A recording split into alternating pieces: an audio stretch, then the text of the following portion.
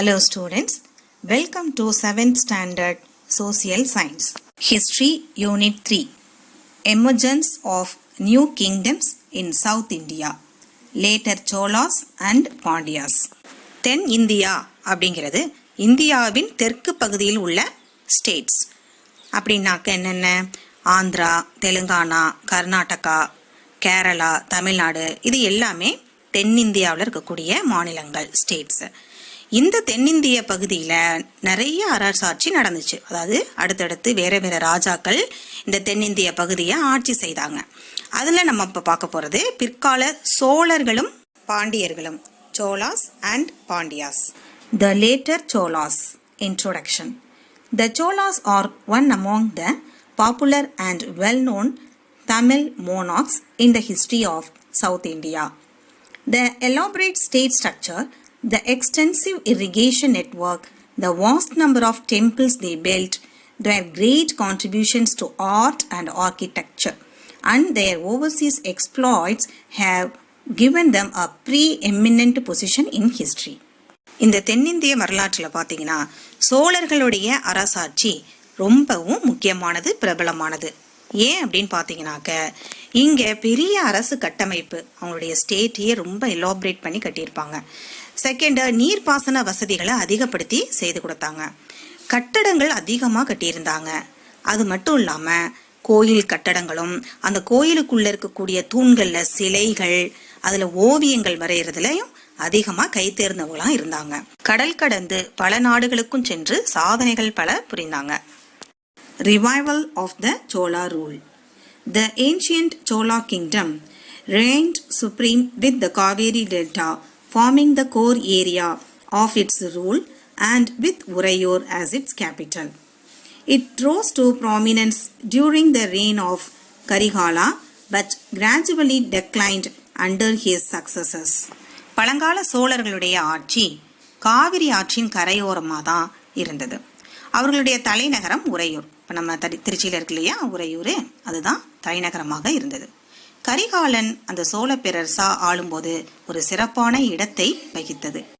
கரிகாலனுக்கு பின் வந்த அரசர்களால் அந்த சோழ அரசு சரியா ஆரம்பித்தது.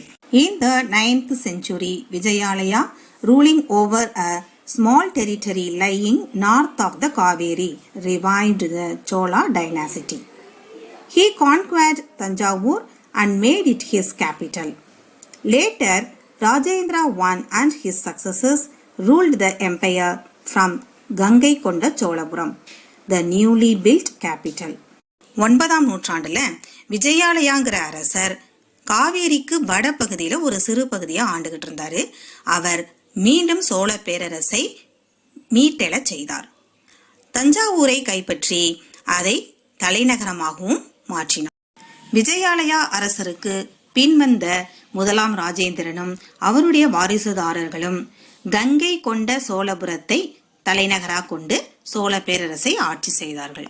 Rajendra I, AD CE 985 to 1014, was the most powerful ruler of Chola Empire and also grew popular beyond his times. He established Chola authority over large parts of South India. His much acclaimed naval expeditions led to the expansion of Cholas into the west coast and Sri Lanka. He built the famous Rajarajeshwaram in Tanjavur. His son and successor Rajendra Chola I, AD CE 1014 to 1044, matched his father in his ability to expand the empire. The Chola Empire remained a powerful force in South India during his reign. முதலாம் ராஜராஜ சோழன் மாபெரும் வல்லமை பெற்ற பேரரசர். தென்னிந்தியாவில் நிறைய பகுதிகளை சோழ பேரரசை நிறுவினார். தென்னிந்தியாவில் மட்டும் இல்லாமல் கடல் கடந்து மேலே கடற்கரையிலும் இலங்கையிலும் படையெடுத்து அங்கேயும் சோழ பேரரசை கொண்டு போய் நிலைநாட்டினார். தஞ்சாவூர்ல மிக பிரபலமான கோயிலான பிரகதீஸ்வரா டெம்பிளை கட்டினதும் இந்த ராஜராஜ சோழன். இவருக்கு பின் இவருடைய மகன் முதலாம் ராஜேந்திர சோழன் தன்னுடைய அரசை நிலைநாட்டினார். இவருடைய ஆட்சி காலத்துல தென்னிந்தியாவில் ஒரு வலுவான சக்தியாக சோழ பேரரசு விளங்கியது. After his accession His striking military expedition was to northern India, capturing much territory there. He proclaimed himself the Gangaikondan. The Gangaikonda Cholapuram temple was built to commemorate his victories in North India. The navy of Rajendra Chola enabled him to conquer the kingdom of Sri Vijaya Chola's control over the seas facilitated a flourishing overseas trade. Rajendra Cholan அரியணையில் ஏறிய பிறகு வட இந்திய பகுதிகளில் பெரும் பகுதிகளை கைப்பற்றினார். அதனால் கங்கையை கைப்பற்றியதால் தன்னை கங்கை கொண்டான் என பிரகடனப்படுத்திக் கொண்டார். வட இந்தியாவில் பெற்ற வெற்றியின் நினைவாக கங்கை கொண்ட சோழபுரம் என்ற கோவிலையும் கட்டினார். சோழர்களின் கடற்பகுதியில் மீதான கட்டுப்பாடு கடல் கடந்த வணிகம் செய்வதற்கு உதவியது. Decline of the Chola Empire. Rajendra Chola's 3 successors were not capable rulers. The third successor, Veera Rajendra's son, Adi Rajendra, was killed in civil unrest. With his death, ended the Vijayalaya line of Chola rule. முதலாம் ராஜேந்திரனுக்கு பிறகு வந்த 3 அரசர்களும் திறமையானவர்களாக இல்லை. அதுல மூன்றாவதாக வந்த வீர ராஜேந்திரனின் மகன் அதி ராஜேந்திரன் உள்நாட்டு போரில் கொல்லப்பட்டார். அதோடு விஜயாலயனின் வழிவந்தவர்களுடைய ஆட்சி முடிவுக்கு வந்தது. Matrimonial alliances between the Cholas and the eastern Chalukyas began during the reign of Rajaraja I. His daughter Kundavai was married to Chalukya prince Bimaladitya. Their son was Rajaraja Narendra, who married the daughter of Rajendra Chola named Amanga Devi. Their son was Kulothunga I. முதலாம் ராஜராஜனின் ஆட்சி காலத்தில் சோழர்களுக்கும் கீழே சாளுக்கியர்களுக்கும் திருமண உறவு நடந்தது. முதலாம் ராஜராஜ சோழனின் மகளான குந்தவை சாளுக்கிய மன்னனின் மகன் விமல் ஆதித்தனை மணந்தார். அவர்களுடைய மகன் ராஜராஜ நரேந்திரன். அவர் முதலாம் ராஜேந்திரனின் மகளான அம்மங்காதேவியை மணந்தார். அவர்களுடைய மகன் முதலாம் குலோத்துங்கன் ஆவார்.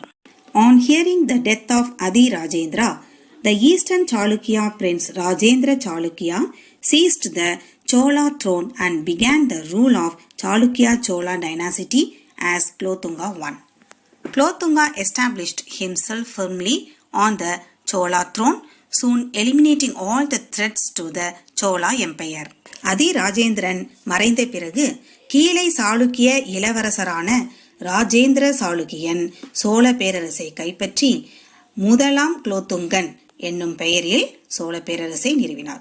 சோழ அரியணைக்கு இருந்த பயம் அச்சுறுத்தல்கள் அனைத்தையும் ஒழித்து கட்டி முதலாம் குலோத்துங்கன் தனது அரியணை நிலையை உறுதிப்படுத்தி கொண்டார். He avoided unnecessary wars and earned the goodwill of his subjects. But Kulothunga lost the territories in Ceylon. The Pandya territory also began to slip out of Chola control. Kanjipuram was lost to the Telungu Cholas. The year 1279 marks the end of Chola dynasty when King Maravarman Kulasekhara Pandian I defeated the last king Rajendra Chola III and established the rule of the Pandyas in present day Tamil Nadu. முதலாம் குலோத்துங்கன் தேவையற்ற போர்களை தவிர்த்து மக்களின் நன்மதிப்பை பெற்றார். ஆனால் இலங்கையில் சோழர்களுக்கு சொந்தமான பகுதிகளை இழந்தார். காஞ்சிபுரத்தையும் தெலுங்கு சோழர்களிடம் இழக்க நேரிட்டது. 1279 வருடம் பாண்டிய அரசன் முதலாம் மாரவர்மன் குலசேகர பாண்டியன் 3ஆம் ராஜேந்திர சோழனை தோற்கடித்து பாண்டிய ஆட்சியை இன்றைய தமிழகத்தில் நிறுவினார். இத்துடன் சோழ வம்சத்தின் ஆட்சி முடிவுக்கு வந்தது. Administration. The central administration was in the hands of king. As the head of the state, the king enjoyed enormous powers. The king's orders were written down in palm leaves by his officials or inscribed on the temple walls. The kingship was hereditary in nature. The ruler selected his eldest son as the heir apparent. He was known as Yuvaraja. The Yuvaraja were appointed as governors in the provinces mainly for administrative training. அரசின் நிர்வாகம் முழுவதும் அரசரின் கட்டுப்பாட்டில் இருந்தது. தலைமை பொறுப்பில் அரசரே இருந்தார். அரசரின் ஆணைகள் அனைத்தும் அதிகாரிகளால் பனை ஓலைகளில் அல்லது கோவில் சுவர்களில் பொறிக்கப்பட்டன. அரசு உரிமை பரம்பரையாக அடுத்தடுத்து வாரிசுதாரர்களுக்கே செல்லும். அரசர் தனது மூத்த மகனை வாரிசாக தெரிவு செய்வார். மூத்த மகனுக்கு யுவராஜன் என்று அழைக்கப்படுவார். யுவராஜாக்கள் நிர்வாகத்தில் பயிற்சி செய்வதற்காக மண்டல ஆளுநர்கள் நியமிக்கப்படுவார்கள். The Chola rulers established a well-organized system of administration.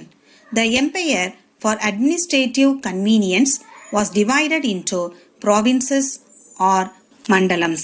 Each mandalam was subdivided into nadus. Within each nadu, there were many kutrams. That means groups of villages. The lowest it was the gramam, village. Chola அரசர்கள் தங்களுடைய நிர்வாக முறையை நன்றாக உருவாக்கியிருந்தனர். நிர்வாக வசதிக்காக பேரரசை மண்டலங்களாக பிரித்தனர். ஒவ்வொரு மண்டலமும் பல நாடுகளாக பிரிக்கப்பட்டது. ஒவ்வொரு நாடும் பல கூற்றங்களாக பிரிக்கப்பட்டன. கூற்றங்கள் கிராமமாக பிரிக்கப்பட்டன. கிராமமே நிர்வாக அமைப்பின் மிகச் சிறிய அலகாகும். Local governance. Local administration worked through various bodies such as Oorar, Sabayar, Nagarattar and Natar. With the expansion of agriculture, numerous peasant settlements came up on the countryside. They were known as Oor. The Oorar, who were landholders, acted as spokesmen in the Oor. Sabayar in Brahman villages also functioned in carrying out administrative, financial and judicial functions. Nagarattar administered the settlement of traders. However, skilled artisans like masons, blacksmiths, goldsmiths, weavers and potters also lived in Nagaram. Natar functioned as an assembly of Nadu and decided all the disputes and issues pertaining to Nadu. உள்ளாட்சி நிர்வாகம். உள்ளாட்சி நிர்வாகமானது ஊரார், சபையோர், நகரத்தார், நாட்டார் என்ற அமைப்பாக செயல்பட்டது. விவசாயம் அதாவது வேளாண்மை அதிகமானதுனால கிராமப்புறத்துல பாத்தீங்கன்னா நிறைய விவசாயிகளுடைய குடியிருப்புகள், வீடுகள் அதிகமாயிருச்சு. அவை ஊர்கள் அப்படின்னு சொல்லப்படுது. நிலத்துக்கு சொந்தக்காரவங்கள ஊரார்னு சொல்லுவாங்க. அந்த ஊரார் தான் ஊருக்கு சார்பா பேசுறவங்களா இருப்பாங்க. பிராமின்ஸ் வாழக்கூடிய அந்த கிராமங்களை சபையோர் அப்படிங்கிறவங்க அந்த நிர்வாகத்தையும் நிதி நிர்வாகத்தையும் நீதி வழங்குறதையும் மேற்கொண்டனர். வியாபாரம் செய்யக்கூடியவர்கள் வாழக்கூடிய இடத்தை நகரத்தார் நிர்வகித்தாங்க. கட்டுமான கலைஞர்கள், தங்க வேலை செய்வோர், இரும்பு தொழில் செய்வோர், நெசவு செய்வோர், மட்பாண்டம் செய்வோர் எல்லாரும் நகரத்துல தான் வாழ்ந்தாங்க. நாடுகள்ல நாட்டார் என்ற ஒரு அமைப்பு இருந்துச்சு. அதுதான் அந்த நாட்டுல நடக்கக்கூடிய எல்லா சண்டை சச்சரவுகளையும் தீர்த்து வைக்கும். The assemblies in Oor, Sabha, Nagaram and Nadu worked through various committees. The committees took care of irrigation, roads, temples, gardens, collection of revenue and conduct of religious festivals.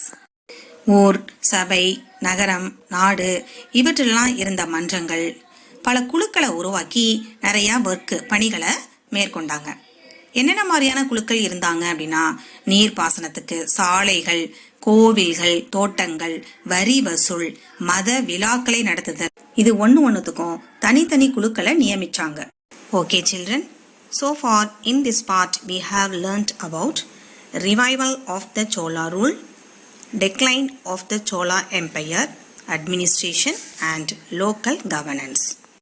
In the upcoming part, we are going to learn about Uttiramerur inscriptions, revenue, social structure based on land relations, irrigation and so on.